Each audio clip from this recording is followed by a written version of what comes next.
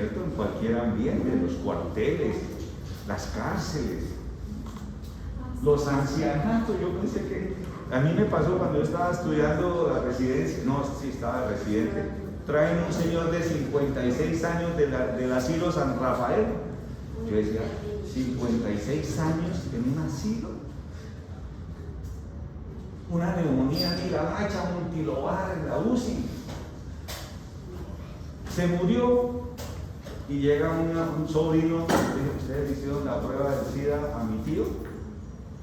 Yo, uy, a nadie se le ocurrió. Pero no es que el tío viajaba a Cúcuta, era solterón, eso era, bueno, ustedes dijeron la palabra mejor, ¿no? Se me sale una palabra ahorita.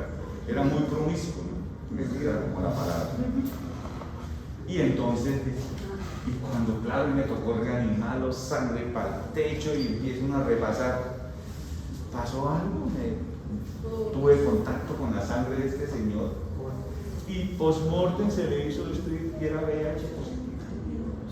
Imagínense, cuando llegó, yo estaba en la unidad, lo trae la monjita del San Rafael. ¿Qué va a pensar uno? Es una neumonía, un anciano, uno que metió lo que sea. Entonces eran otras visiones. Entonces, ¿qué más? Por ejemplo, eso que acabo de decir también. Dice, yo para qué me pongo condón, ¿cierto? Eso es más sabroso piel con piel. Esas expresiones se encuentra uno. Y hoy en día cuando lee uno eso, listo, entonces, por el año 1981, digamos un poquito de historia, que me fascinaba eso. En Nueva York empezó a aparecer una gente que se enfermaba rápidamente y se moría. Y aparecían cosas de pérdida de peso, diarreas. Sí tenían esa condición de riesgo, que eran homosexuales, y aparecían unas lesiones de piel. Ahorita me estoy acordando, ahorita sobre la marcha, en este momento, yo vi una película en su momento que se llamó Filadelfia. ¿Alguien escuchó hablar de esa película? Sí. Un actor muy famoso, de un caso que llevan a estrados judiciales, y aparece en el abogado que estaba ahí unas manchas como parecidas a equimosis, unos moretones salpicados. Imagínense, yo conocí, fue por la película El sarcoma de Kaposi, porque una vez estigmatizaban, porque eran obviamente neoplasias que estaban presentándose en eso. Y estos jóvenes o personas que llegaban se morían por cuadros respiratorios, cosas oportunistas. Entonces, una enfermedad rara que apareció, eso fue en el año 81. En el 82, en el Instituto Pasteur, un doctor que no me acuerdo ahorita el nombre, creo que ya falleció, lo trajimos, digo, uy, como grande decirlo, lo trajimos, pero fue cierto al Congreso de Medicina Interna en Bogotá, a 10 años, esto fue en el año de los 90, para hablar sobre VIH, y nos decía, no hay vacunas, y en 10 años no hay vacunas, y se murió él y no hay vacunas, llevamos 40 años y no hay vacunas, que eso decía, pero en el 82 y más en el 83 sabíamos perfectamente el genoma de un virus, y como lo que produciera inmunodeficiencia, desde cuando en el 82 empezaron a llegar un síndrome de inmunodeficiencia adquirida, desde esa época se bautizó y así se quedó. Y empiezo yo, pues a mí esto, yo me alejé mucho porque tuvimos mucho contacto ahora por los años 90, comienzos del 2000, aquí en este mismo sitio de la Clínica Comuneros, en un programa que se llamaba VIH-Sida, que manejaba un colega que fue profesor nuestro, como por una década o más, era encargado del programa. Y esto, incluso hubo un convenio Escofame con el Seguro Social y sacaron unas guías en esa época, y había uno de sí, y nos entregaban materiales muy bonitos. Estuve buscando para esto. Después de eso yo no volví, porque tuvimos infectólogo, estaba el doctor Agustín, bueno, esto lo dictaba de onda, y de pronto en este dicen clase de SIDA, VIH. Entonces volver a rescatar esto, tratando de acordarme ese actor, de cómo empieza a aparecer su cuadro clínico en él, y obviamente lo saca de escena y todas las cosas, porque hoy en día, como bien empezaron ustedes, Y lo que creíamos antes, la mayor transmisibilidad hoy en día, es la heterosexual y sigue siendo la sexual principalmente. Entonces era como el reto. Listo, entonces eso era lo que quería comentar más o menos sobre algo de historia. Y no más de hablar de historia, da como para mirar todo lo que ha pasado en el tiempo. Este es el virus. Es distinta a la espiga, es mucho menos complejo que, por ejemplo, el virus del SARS-CoV-2 que hizo esta pandemia, esta catástrofe, digamos, epidemiológica, pero también tiene esas como espículas, ¿no? Pero no son espigas, sino son como una especie de como diría uno, como que ponen una bolita para, pues, se me ocurrió en este momento, una tachuelita ahí, y son unas proteínas que también por donde se debe hacer la huésped. Hay unas proteínas ahí, una glicoproteína, la P120 y P, bueno, todos los enredos que más adelante. Y este es un linfocito con todo el salpicado amarillos que son partículas virales. Entonces dice uno, parece inmensísimo, digamos, esos son microscopías electrónicas de inmunofluorescencia, por eso se ven hermosas, ¿no? Claro, de la vis, de Nature, uno se maravilla, ¿no? Parece, pero eso es un linfocito. Y tiene esa particularidad que le pega a nuestro sistema inmune, pero no a todo. Hay una célula específica que es la que más sufre. Y desde estos 40 años, desde cuando se empezó a saber de esto, ¿cuál es? CD4. Los famosos linfocitos CD4, ¿no? Esos son los que llevan del bulto, y hay una gráfica que anoche, cuando estaba repasando esto, me fascinó ver el cuento. ¿Cómo dicen? Son los presentadores.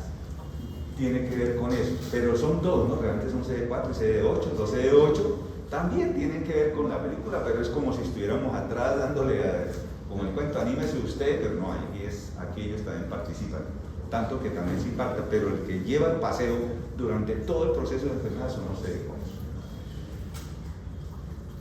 Lo que dicen hoy en día, ¿no? Que es prevenir. La OMS, OPS, porque yo decía, me puse fue como a mirar muchas cosas de fisiopatología y cosas, y clasificar tantas cosas que existen eso. Y de pronto me metí a las páginas de la OMS y OPS sobre eso, incluso en Nature, sobre casos que consideran, como 3 casos donde la gente revirtió la enfermedad y se consideran casos curados de VIH. Sin embargo, en la general dicen que no, es una enfermedad incurable y de todas maneras, sí, ya resaltan mucho de eso. Y se pusieron metas al 2030. Yo me ponía a pensar, ¿qué tanto de la industria farmacéutica, con los famosos antirretrovirales, están jugando un papel importante para que no avancemos? Decía que la ciencia será tan tonta, o digamos los que representan a la ciencia, para que hoy, 40 años después, frente por ejemplo a la pandemia, que en 2 años se atrevieron, así sea lo que se diga sobre, por ejemplo, en vacunas, nos impactó. Entonces ya están poniéndose en medio. Ya nos dicen hoy en día que para nosotros eso no era así. Todo paciente que se le diagnostique VIH debe recibir tratamiento, indistintamente como usted no se dé 4, indistintamente como usted su cuadro clínico, o sea, listo.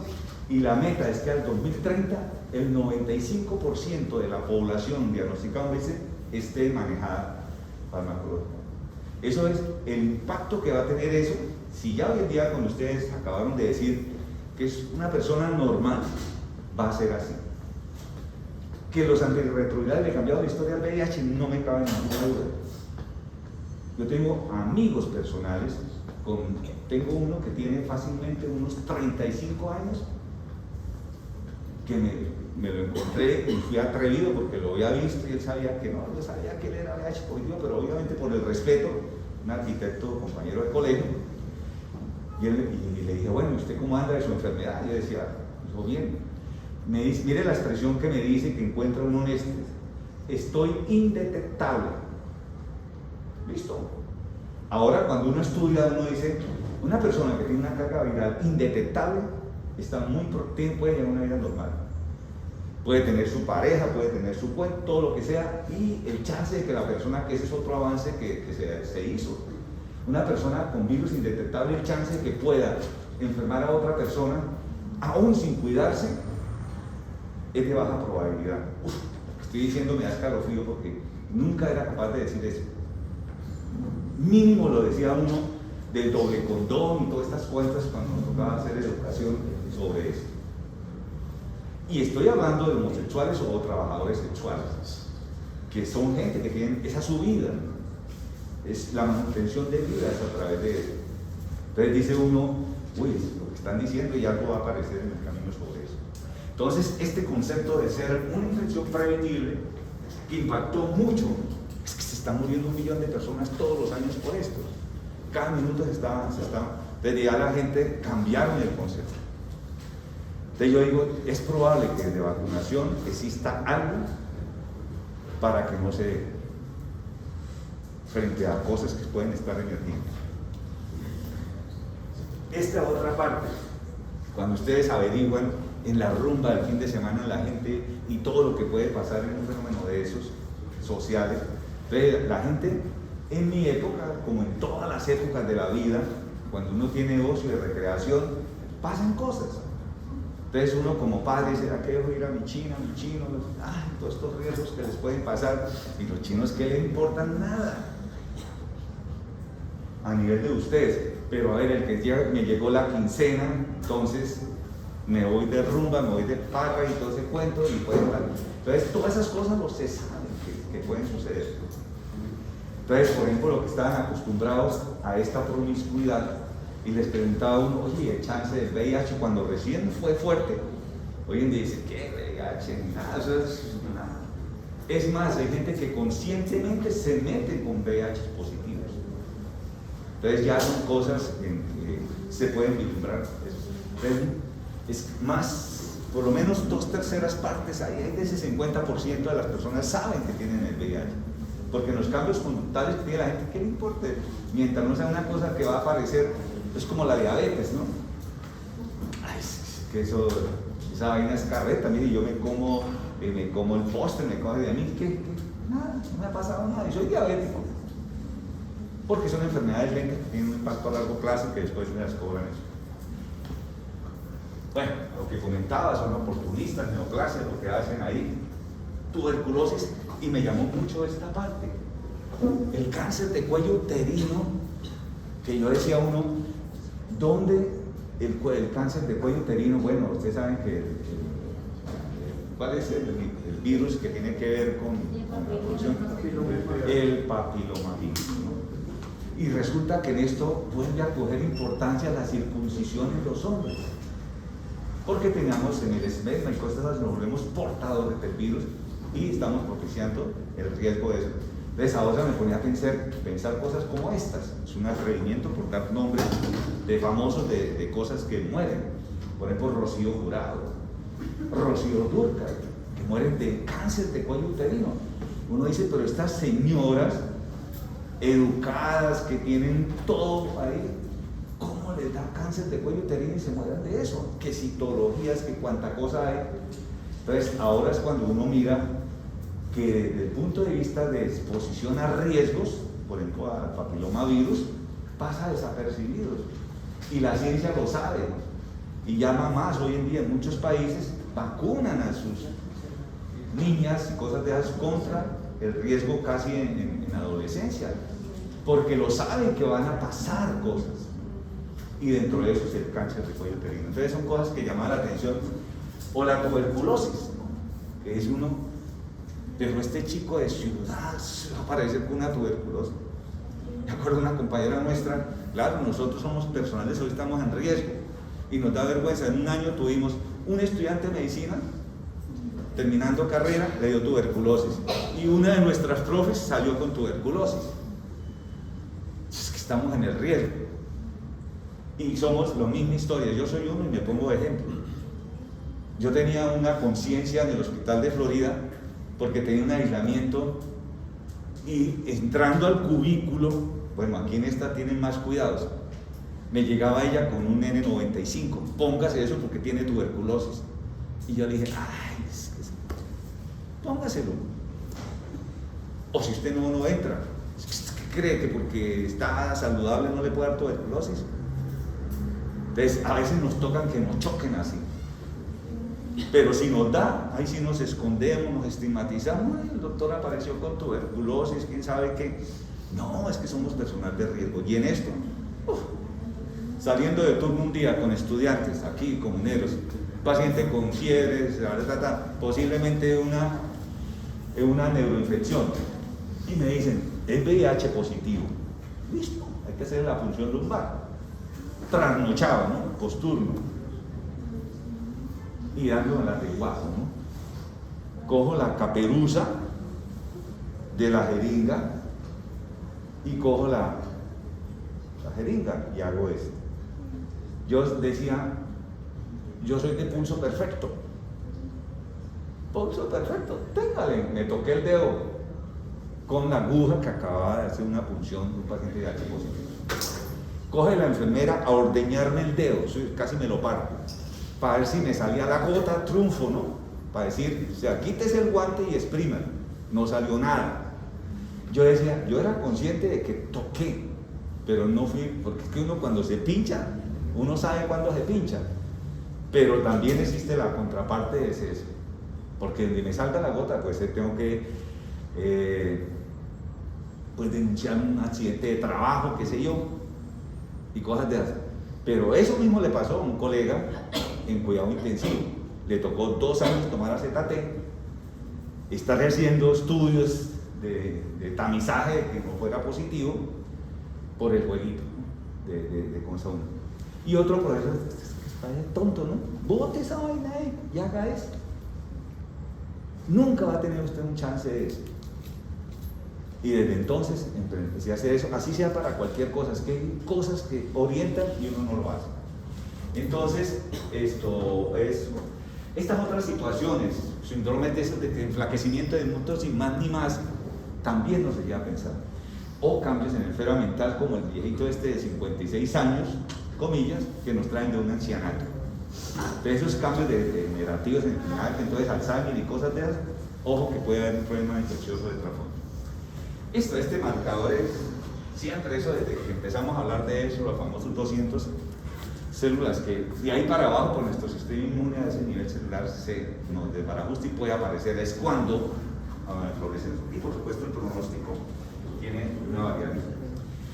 Esto es un RNA virus, pertenece a una familia que se llama retrovirus, tiene esta particularidad que ahorita con lo del SARS-CoV-2, que es esta famosa enzima transcriptasa reversa que tiene, eso es fantástico, cuando, a ver si, no, es que se arreglan ahí, cómo se involucra dentro de la célula para utilizar el DNA y producir la replicación viral. Eso fue lo que hicieron cuando se descubrió en el año 82-3 el genoma del virus. Bueno, sí, de sus familias hay dos, los unos que llaman oncovirus y los que llaman lentivirus. Los que nos interesan a nosotros, los oncovirus pues tienen que ver con fenómenos neoplásicos, y los lentivirus que son los verdaderos, los VIH, que son de 2 tipos. El tipo 1 es el que más circula en el mundo, es el productor, por decir algo, del 80 o más % de la enfermedad en el mundo. Pero en África, yo estuve una oportunidad en el África donde me dijeron de aldeas subsaharianas, Sahara, decían ellos por allá, 100% VIH positivas, todos, hombres, mujeres, niños, viejos, todos VIH positivos. Y hay un trabajo con asociaciones, muchos médicos descalzos, el mismo laboratorio, el Bayer. Me acuerdo que me ofrecieron trabajo por 5 años, no sé cuánto me pagaban perfectamente, etcétera, pero era trabajar con VIH, era con unos fármacos antirretrovirales en estas poblaciones. Entonces, básicamente el tipo 2 están en este oeste o el África Occidental, y todo lo que tiene que ver con ellos a su alrededor. Este es el amigo. Vean que estructuralmente, si no trajéramos de ahí, lo iba a hacer con la tama la quita para compararlo con el SARS-CoV-2, este es mucho más sencillo, muchísimo más sencillos que esos. Esta es la tachuela que yo tengo, la Corina 120, la GP41, que son los que van a utilizar en su adherencia, el material genético. Lo mismo, tiene una cápsula y toda una cantidad de proteínas, y eso es inmenso también, eso no cree que eso así nomás.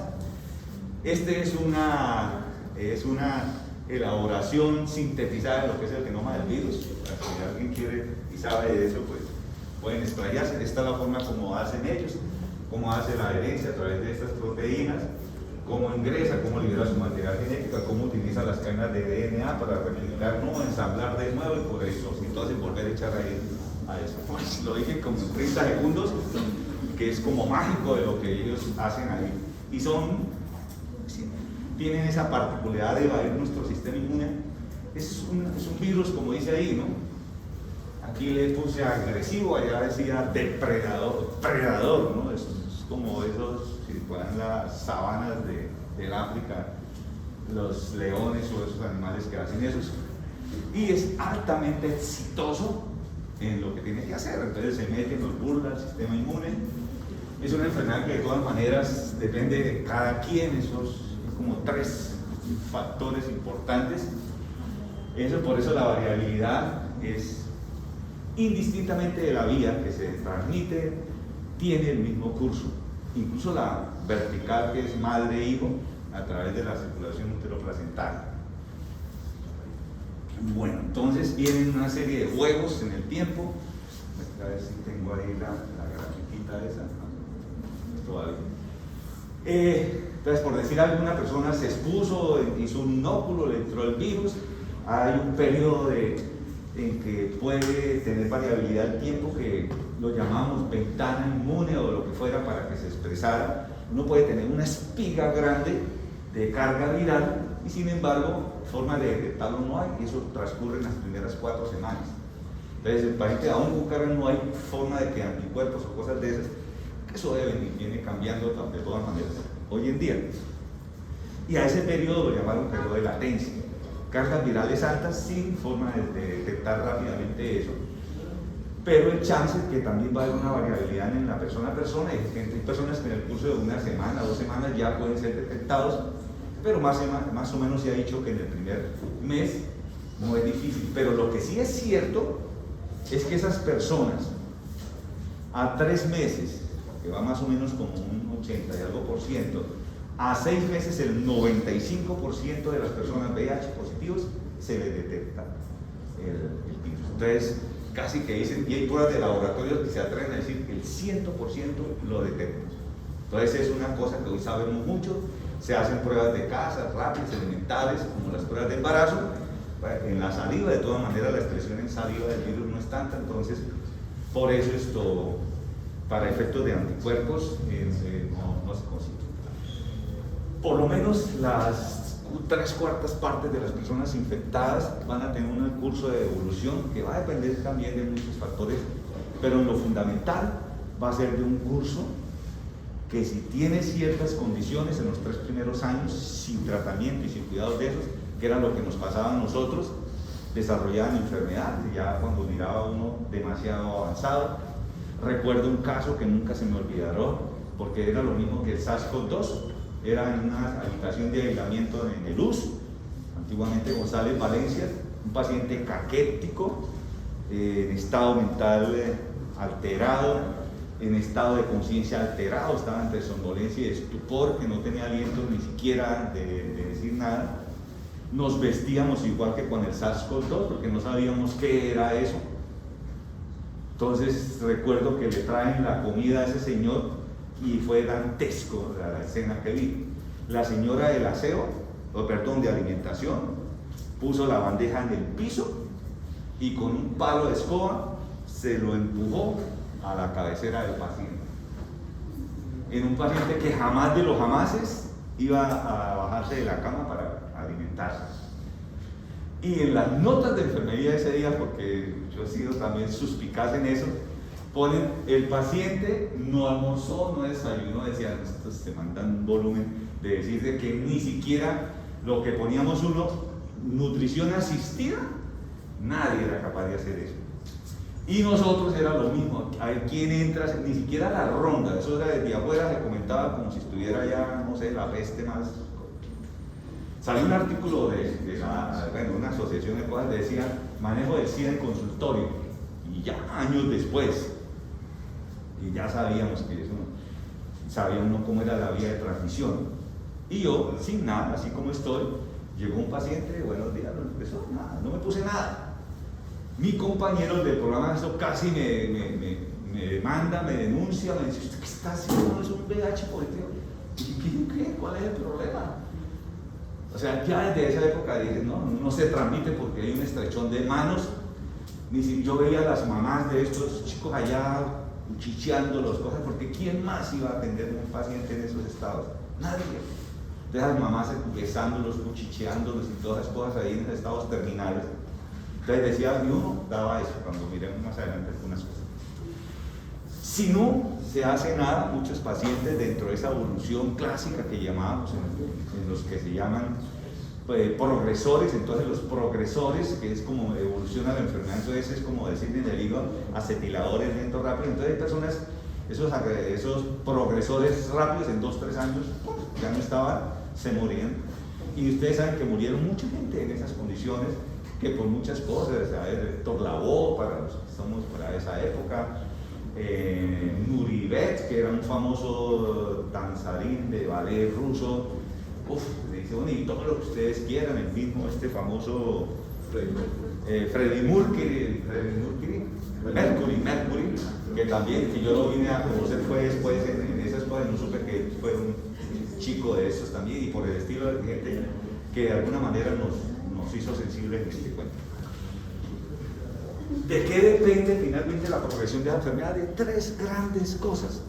La epigenética vuelve a jugar un papel muy importante, que son los genes que terminan dentro de ese interactuar generando nuevas cosas, y eso nos impacta y nos genera toda esta cosa que se llaman los polimorfismos genéticos en nuestros genes, que son los que finalmente van a dar derroteros sobre eso. De la interacción con nuestro sistema inmune, de las personas que ese juego es impredecible en cada quien, y por supuesto de las cosas, porque ¿cuántas serotipos hoy en día podrán haber en el tiempo del VIH? Entonces en ese juego la inmunidad del uno lo debilita, aparece uno que es más tranquilo, otro más ahorita cuando leía esto que hay una variedad agresiva de nuevo, que de todas maneras es simple, lo mismo que pasa con el SARS-CoV-2, en esas mutaciones que se hacen pues van a aparecer esas cosas. Los modos de transmisión, bueno, más o menos las cosas que ustedes comentaban hace un momento. Aquí cuando hablan de cofactores que incrementan, pues son más que todo si tienen comorbilidades, no es lo mismo que un paciente tenga situaciones de riesgo, tabaquismo, sedentarismo, diabético, todo, comorbilidades que llamamos nosotros. Lo de las jeringas, no hay que decirlo, pero sí hay una cosa importante. La jeringa también tiene que ver si es de uso endovenoso, si es intramuscular, si es de uso de varias personas, la profundidad, más también el inóculo, ¿no? Entonces si me muerde una cascabel de esas bien grandotas y sé que me mordió, pero la señora había almorzado, había comido y cosas de esas, pues lo que me va a inyectar es nada. Entonces el chance también, que llamamos el inóculo, si es bajo, también va a tener un impacto sobre eso. Así no hay nada, si una mapanada de esas cosas me muerde apenas y soy el primero, pues me va a inventar una cosa que en una hora puedo estar muerto. Listo. Los líquidos, ¿por dónde sí se puede ir? Entonces va a estar la sangre, la leche materna, o sea, hay una cosa muy interesante que sí le puede haber verticalidad con respecto al bebé, el semen, no nos cabe duda, y por supuesto las secreciones vaginales también. En las transfusiones y dentro de los casos que cuentan un señor VIH positivo, berraco con su enfermedad, de una expresión, fue a donar sangre, ¿no? Esos casos pues en Barranquilla y en algunas partes del mundo eso, ¿no? El que lo atracaba con uno, ¿no? Una jeringa llena de sangre y bueno, ese era el puñal, ¿no? Tengo sida, bájese del bus, bájese del reloj, bájese de la cartera y cosas de ahí, uno pues tiene una jeringa ahí, es peor que un cuchillo. Y mire lo que pasaba una vez, un cirujano se pinchó también, un paciente VIH positivo, y no le pasó nada. Y otro se pinchó con otro paciente y era hepatitis B, y el pobre cirujano le dio hepatitis B. Y en esas cosas el chance de esas exposiciones era más rápido el riesgo con hepatitis B que con el mismo VIH. Pero yo no decía nada, con ninguno de los dos, porque de todas maneras protéjase uno, porque es como cuando decían, ¿usted qué prefiere, un polio o un Guillain-Barré? Cuando me decían, no, ninguno. Yo tuve Rafael, tuvo un Guillain-Barré y quedó un robot. Entonces dice uno, no, yo es que uno le dio un Guillain-Barré y juega básquet todavía. Decía, bueno, de buena, eso es una rifa. Entonces dice uno, mejor ninguno de los dos, porque ambas tienen consecuencias muy graves. Las transfusiones, por supuesto, hoy en día, porque es que al Pensiapa se colaba, y creen que no. Mi tesis de grado fue sobre enfermedad renal, entonces yo trabajé en diálisis, en el González Valencia. Todo un grupo de personas salieron VIH positivas y demandaron, y eso, dentro de eso una señora profesional, hermana de un médico, en esa época eran 800 millones de pesos la indemnización que pedía por haber sido contaminada. Y una chica de Málaga, trasplantada de cadáver, y ella decía, yo no demando, porque si los jueces llegan ahí, ¿cierto? Y es que mire, es una oportunidad de vida. Y yo decía, mire, no tenía nada, vengo del campo, me trasplantan, estoy viva y no he desarrollado enfermedad, y yo creo que no estará viva esa chica. Digo, yo no demando, si estoy agradecida. Si yo hace rato ya estás muerta por enfermedad renal. Y después, toda la investigación. Entonces, se guardaron los suelos de esos años, que yo creo que fueron los primeros casos de VIH que hubo aquí, por lo menos en Bucaramanga, en la localidad. Al final dijimos, eso tuvo que darse por la sangre que se utiliza para los pacientes en la unidad renal, pasó algo de eso. Eso fue una hipótesis, ¿no? El laboratorio decía, no, a mí no me van a echar la culpa al director, y él saneó esa parte y nos puso locos a buscar por otro lado. Siempre nos quedó la duda que probablemente fue por transfusiones sanguíneas en los pacientes, porque el grupo ese terminaron contaminando de pronto una máquina de esas. Pero dice, la máquina, ¿cómo? Si la máquina simplemente no tiene contacto con eso, pero son membranas. Entonces dice uno, eso nunca se supo, esa al final, mi tesis sirvió para soportar algo, pero finalmente se perdió y tuvieron que indemnizar a las personas, le ganaron el Estado, falló a nivel de consejo y todas esas cosas. Entonces las transfusiones es un juego muy interesante. Hoy en día ya la calidad de la sangre es mucho más, porque también los reactivos de investigación. Variabilidad en que una madre VIH positiva, si no tiene nada, no estuvo tratada, no toma retrovirales, nada, el chance es bastante alto. Pero también hoy en día se sabe mucho, los recién nacidos de madres VIH positivas que no estén tratando, si se les da profilaxis o tratamiento al recién nacido, no desarrollan VIH. Se neutralizan y los chinos van a ser totalmente, sus niños van a ser totalmente normales. O sea, esa parte ha mejorado muchísimo, muchísimo. Pero no le puede dar leche materna. No le debe dar leche materna. No, es nomás por sentido común uno. Pero esa parte de tratamiento y profilaxis es clave para esas personas y también para las personas de salud, los que nos ponemos en ese caso, como les contaba. Cosas por donde no se transmite. Resulta que estamos aquí, no estamos, hoy llega alguien de VIH positivo, me estornuda en la cara y me echa todas las babas en la cara. Nada, esos aerosoles no van a producir nada. Que me picó un zancudo de la Aedes aegypti, nada, ¿no? Lo que ve uno, los contactos que ve uno, yo lo veía a las mamás ahí los bañaban, los besaban, los cuchicheaban, todo lo que quieran, no pasa nada, porque no es sexual.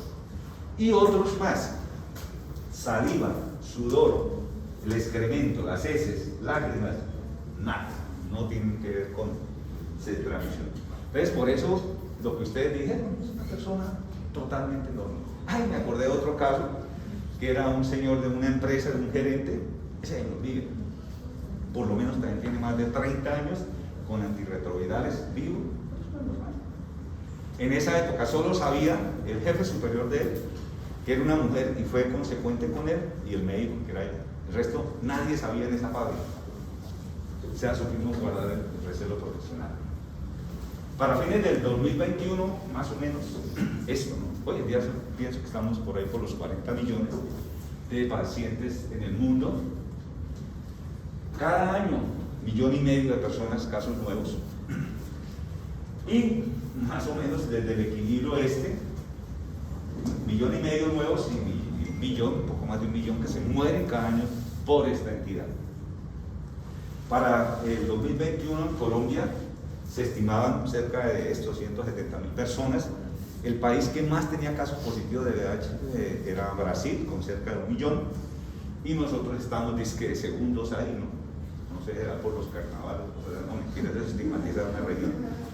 Y como prevalencia para Colombia, para la población en general, es del 0.5% para esas análisis.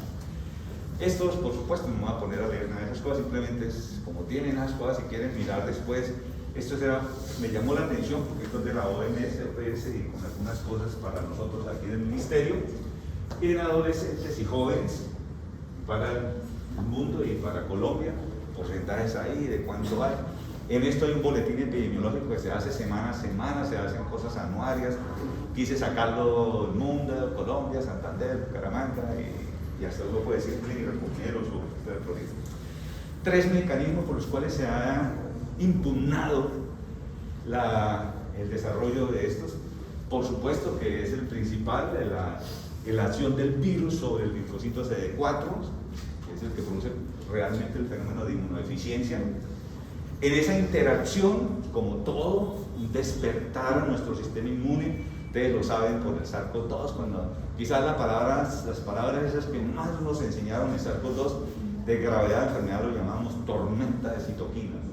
Entonces es esa respuesta de nuestra inmunidad que tiene que ver con nuestra autoinmunidad, va a actuar sobre la tos, obviamente va a haber un desorden en la inmunidad celular, pero también específicamente en la inmunidad del linfocito B.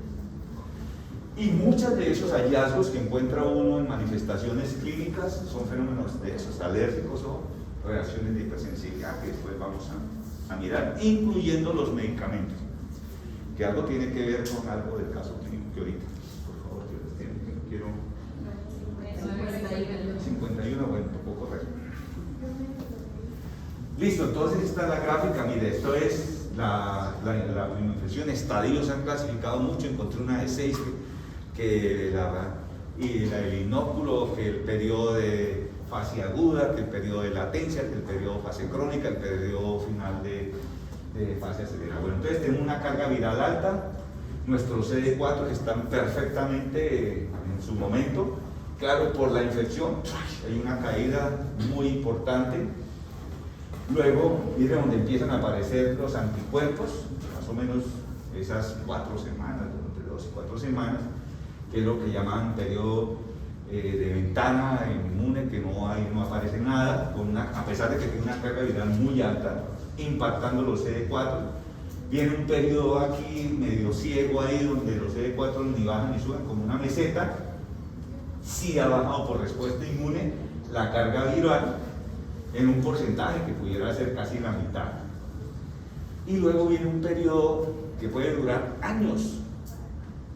Sí, se ha hecho de 7, 8, 5, 10 y hasta mucho más años, que ese es todo esto, donde el sistema inmune, tanto los CD8 como los CD4 se mantienen defendiéndose y con la replicación en unas espículas a través del tiempo, hasta que de tanto darle palo, ¡pum!, se viene al suelo, se viene la caída brusca de los CD4 y se disparan las cargas virales, y aquí en esta fase es donde aparece todo lo que ustedes quieran por un inmunocompromiso del paciente. Es más o menos son la fase, la infección, la fase crónica, que es la más variable en el tiempo, con mucha interacción de nuestro sistema inmune hasta una fase acelerada. Y hay una que la llaman, a pesar de que esa fase avanzada le dicen, hay una muy específica que la han estudiado, que son los linfocitos cuando están en 50 milímetros o menos. Sí, es uno con que se está defendiendo, ¿no? Entonces son pacientes terriblemente afectados.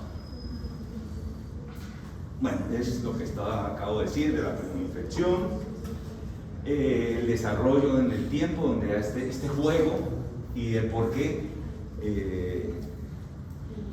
va a tener esa expresión de los pacientes, donde, como el cuento de la diabetes y ciertas enfermedades, donde hay latencias con la sífilis, con la lepra, con la tuberculosis, con estos VIH, el mismo SARS-CoV-2, donde queda uno como que no está pasando nada, la diabetes, pero sí está pasando, y es este juego, ¿no? Como una respuesta inmune atenuada, pero que se está dando, está generando toda una cantidad de cosas, tanto para el sistema inmune de uno, como para el virus también, porque lo están paliando. Y eso va a generar, pues, esas variabilidades también dentro del virus. Ese tiempo de proceso crónico, obviamente, va a haber un efecto persistente en el tiempo de daño sobre los linfocitos CD4, hasta que él no da más. Vienen nuevas familias y nuevas familias de CD4, digamos, reentrenados como tropas, como soldados profesionales. Sin embargo, él sabe que la pelea la está, por la replicación viral tan habilidosa que tiene este virus, para sortearlos. Y la fase avanzada de la enfermedad, donde ya con un paciente inmunocomprometido, en tanto la inmunidad celular, pero también en la humoral, va a tener un impacto sobre, y que uno lo puede medir por laboratorios con este antígeno, que son pruebas de laboratorios que existen para eso, y otras proteínas virales. Y dentro de las mismas actividades que tienen, que son algunas, no me voy a meter en eso porque eso es, claro, es gustoso desde el punto de vista de la inmunología, de qué sustancias son las que se producen, cuáles se pueden medir por el laboratorio en un momento dado, y esto. Esto siempre será importante frente a la gente, ¿no? Que en esa interacción en el mundo, el chance de que hayan mutantes de nuevas formas es impredecible. Entonces, por eso se habla simplemente de eso, de por qué hay personas de que es como si no le hiciera nada, y otros es como, digamos, cogiéramos dos personas con sistemas inmunes saludables, dos atletas y después, ¿por qué en uno tiene un comportamiento y por qué en otros tiene otro? Y tiene que ver con estos mutantes también.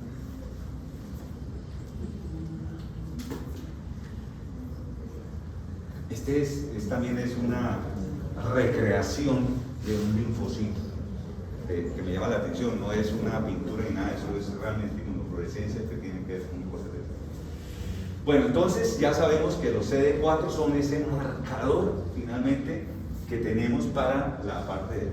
Esta es otra forma que alguna me llamó la atención también, de cómo, desde el punto de vista cómo están las cargas de tanto el sistema inmune como del virus en la parte evolutiva del tiempo, desde las escasas, digamos, en la parte de inoculación, a un paciente que ya desarrolla enfermedad. El SIDA como tal es una fase terminal de un paciente que ha estado con VIH posicional y depende fundamentalmente de estos tres grandes mecanismos genéticos, los inherentes propiamente inmunológicos, tanto de la inmunidad celular como humoral, y de las características propiamente dichas del virus y su impacto sobre el sistema inmune en eso. Entonces, desde la clínica, la mayoría de las personas son asintomáticas en el tiempo, ¿no? Más o menos como promedio, se tomó 10 años como punto de evaluación de qué pasaba en el tiempo para las personas, que fue lo que dio ese 80-85% de las personas clásicas para desarrollar enfermedad. Los síntomas al principio son totalmente inespecíficos, es como una gripa. Muchas veces el examen físico es totalmente normal. Ciertas cosas que le pueden decir a uno, sí, que no, porque está tan flaco, qué está pasando, porque está poniendo pálido, que si apareció diarrea, y ya todo eran como cosas que uno podía empezar a vislumbrar para hacer sospechas para eso. Pero son cosas totalmente inespecíficas. Ciertas cosas hablan siempre en la boca, entonces nosotros veíamos lenguas blancas totalmente, o úlceras aptas, o cosas de esas, y llenas todas esas cosas, o lesiones de piel, la caspa esa, la dermatitis seborreica, pero de una manera exagerada, no solamente en cuero cabelloso, sino en toda la economía, cosas que nos llevaban a pensar, pero no son cosas significativas. El famoso sarcoma de Kaposi, que realmente por aquí nosotros no lo veíamos, y hubo muchos pacientes con estos, que eran muy de ciertas poblaciones en eso. Veían mucho más la dermatitis seborreica diseminada. Desde el punto de vista clínico puede afectar también multiórgano, entonces muchas veces cada órgano que afecta pues nos va a dar una sintomatología específica para eso. Desde el punto de vista paraclínico, el parámetro más importante, es el marcador más importante, es el recuento de linfocitos CD4, que no solamente sirve para saber el estadiaje, hay clasificaciones, categorías 1, 2, 3, desde el punto de vista de ellos, versus a un ABC, desde el punto de vista clínico, frente a qué cosas pueden aparecer, y el parámetro son 500 linfocitos CD4, entonces que si están por encima de 500 son pues un recuento normal, que si están entre 499 y por encima de 200, serían en la categoría B, y cuando están por debajo de 200 la categoría C, con una expresión en unas categorías clínicas que ya se llamaron ABC. Esta es una clínica totalmente inespecífica: fiebre, sudoración nocturna, pérdida de peso, cambios visuales, cambios en la parte de la vía respiratoria alta, o fenómenos, si tengo una inflamada la garganta porque tengo una candidiasis ahí, pues voy a tener oinofagias o cambios en algunos síntomas respiratorios, entonces ya los asociamos a oportunistas como neumocitis yeluesi, Trastornos gastrointestinales, por supuesto, es la diarrea de más de un mes o más de evolución, los cambios en la piel, pero hay cosas que se nos olvidan. Entonces, un paciente que está enfermándose, pues va a haber cambios en su estado de ánimo, en su estado para funcionar adecuadamente, concentración, memoria, la pérdida de la libido y alteración en los patrones de sueño y de hiporexia, inapotencia, anorexia. Al examen físico, los signos vitales pues, van a tener un impacto de acuerdo a los hallazgos. Va a haber un paciente que puede estar o enflaquecido por la pérdida de peso o ya con signos un poco más determinantes como la caquexia. Estas alteraciones de piel que lo veíamos nosotros, pero estas foliculitis que son como barritos pero múltiples en piel, prestarle atención, o manchas especiales como los hongos, estos dos, la psoriasis, que son placas nacaradas que sangran muy fácilmente en cerca a las articulaciones, sobre las articulaciones, sobre todo de rodillas, codos, principalmente, o en el tórax. Hay unos cambios en fondo de ojos que son inespecíficos y muchas veces, como decía ahí donde leía, bueno, si veo como cosas extrañas o no tengo claridad, utilizar el recurso del oftalmólogo para que nos ayude en ese sentido. Con eso. En la fase inicial, eso sí fue muy frecuente ver una de esas famosas linfadenopatías generalizadas en esa primera fase de enfermedad, como hallazgos interesantes, sobre todo las cadenas del cuello. Entonces decían que excluyendo las cadenas inguinales, cualquiera otras cadenas de 2 o más afectadas nos hicieran pensar en un contexto estas linfadenopatías generalizadas en VIH. Se nos olvida las lesiones en el perineo, lesiones tipo herpetiformes, los condilomas, quizás como los más llamativos en esas úlceras, o úlceras que a veces nosotros no sabíamos porque eran úlceras dolorosas, y entonces nosotros decíamos, chancro no es para sífilis porque eran dolorosas. Entonces también esas úlceras que a veces no sabemos son de observar. Y obviamente alteraciones en la esfera mental, en la parte neurológica, que pueden expresarse también síndromes de cosas de eso. Desde el punto de vista del laboratorio, entonces desde el punto de vista del laboratorio, ¿qué hay? Pues pruebas rápidas y pruebas pues que evalúan lo mismo, ¿no? Anticuerpos y por supuesto antígenos. Entonces las pruebas rápidas que existen hoy en día también, lo que hacen es mirar presencia de antígenos virales. Entonces, algunas glicoproteínas como esa, la GP120, la 341, 47, en fin, que está por ahí metidas. Y nosotros lo llamamos serología para VIH, ¿no? O también la llamábamos, eso ha cambiado mucho, ya estamos en 4ª generación. Decían por ejemplo en Florida Blanca, decía, si a alguien le hacemos esta prueba, ya no hay que hacerle Western blot y otras que habían antes que eran confirmatorias. En la revisión sí se la mencionan aún, pero es que dice, doctor, el que le haga este positivo, el chance de que esté equivocando el laboratorio es prácticamente nada. Sensibilidades y especificidades muy cercanas, muy por encima del 95%. Entonces, por decir algo, por esos pacientes en un proceso crónico de esos que decíamos a 6 meses, las pruebas son prácticamente positivas en el 100%. O sea, el chance de equivocación, a mí me pasó una vez con un paciente, me dio una positiva con título alto y resultó que el paciente decía, yo no tengo factores, casi me demanda.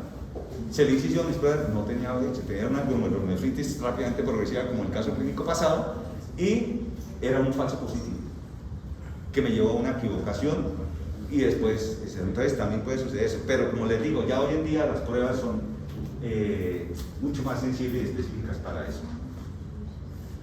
Por supuesto, a estas personas hay que hacerle otra serie de exámenes que no mencioné ahí. A este paciente hay que hacerle hemograma, hay que hacerle pruebas de función hepática, hay que hacerle estudios para otros microorganismos, para por ejemplo hepatitis B, para hepatitis C, ciertos condicionamientos también para hepatitis A en algunos tipos de pacientes. Hay que hacerle serologías también, hay que hacerles también, señor. Prueba de tuberculosis. Claro, a los pacientes también hay que hacerle pruebas de eso. Es más, paciente que se le diagnostica tuberculosis, porque no me metí en esas cosas, enfermedades, porque hay muchas cosas inespecíficas, pero hay unos que llaman marcadores de enfermedad.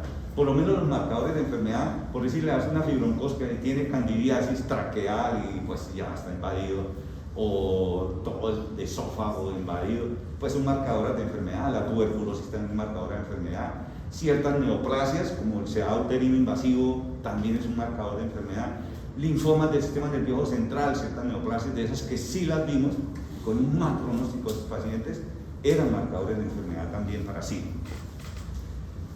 En el punto de vista de la sangre periférica, lo más llamativo que tenemos que buscar es depletada, digamos, la parte leucocitaria. Entonces podemos encontrar leucopenias, pero más que la leucopenia es párenle bola al recuento absoluto de linfocitos, porque la linfopenia es lo más llamativo en eso. Pueden encontrar pancitopenias, becitopenias, BCGs disparadas, PCRs aumentadas. A veces hay que investigar cierto tipo de neoplasias como las hipergamaglobulinemias policlonales, que son más que todas los plasmocitomas, los mielomas, cosas de esas.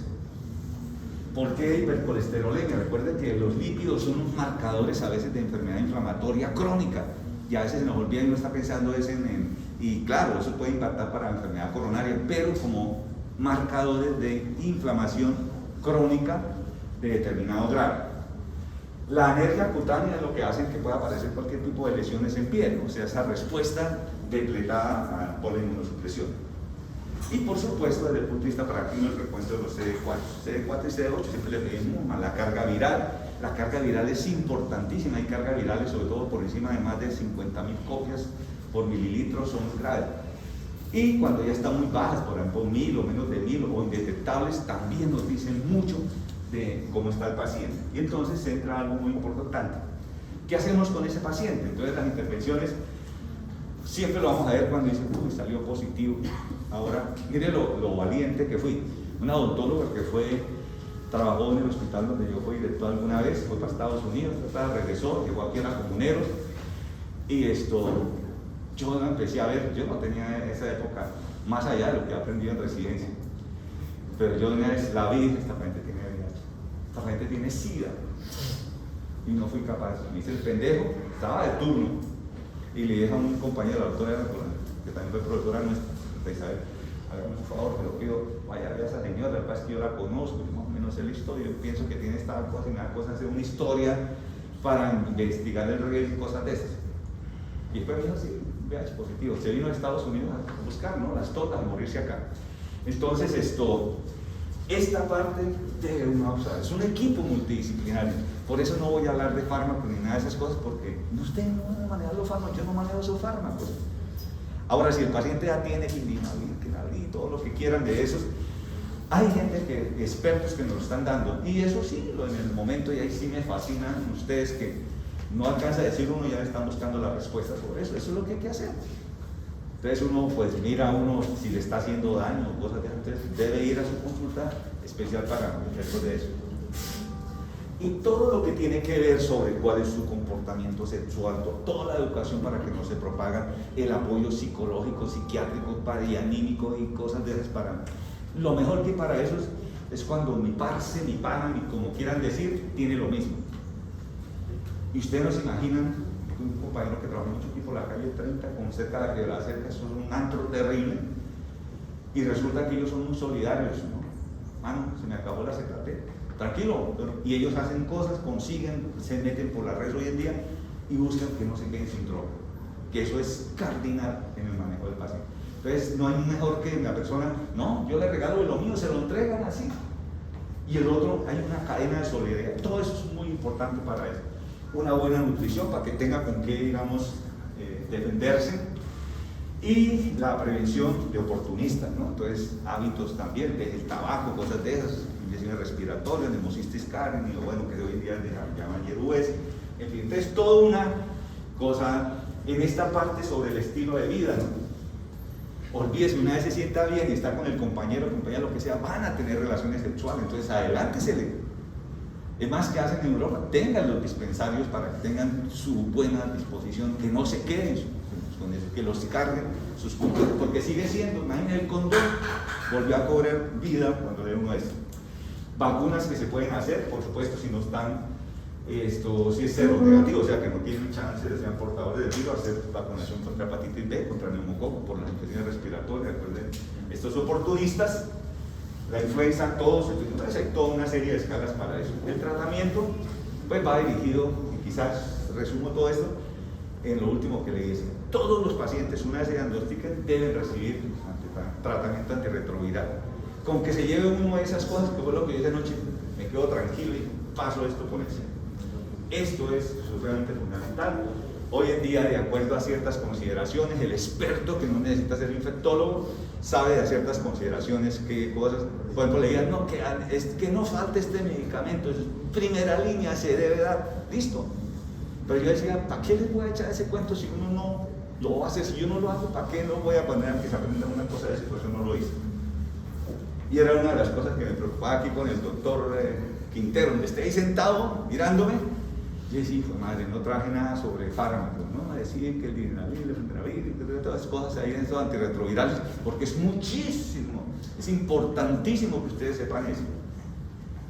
Como pasaba con un profe que era que dictaba farmacología también, aprendiendo antineoplásico, un estudiante de medicina interna. Decía, profe, ellos nunca van a manejar eso, ni interno ni médico. No, pero es que el pensum dice eso y eso hay que hacerlo. Fíjense, eso no es así. Eso tuvo un impacto sobre eso, no solamente sobre la mortalidad del paciente, de entrada le cambió la historia. Todos tenemos hoy en día pacientes de 30, 40 años prácticamente, con VIH positivos, muchos con indetectables y con una calidad de vida totalmente normal. Eso es completamente cierto.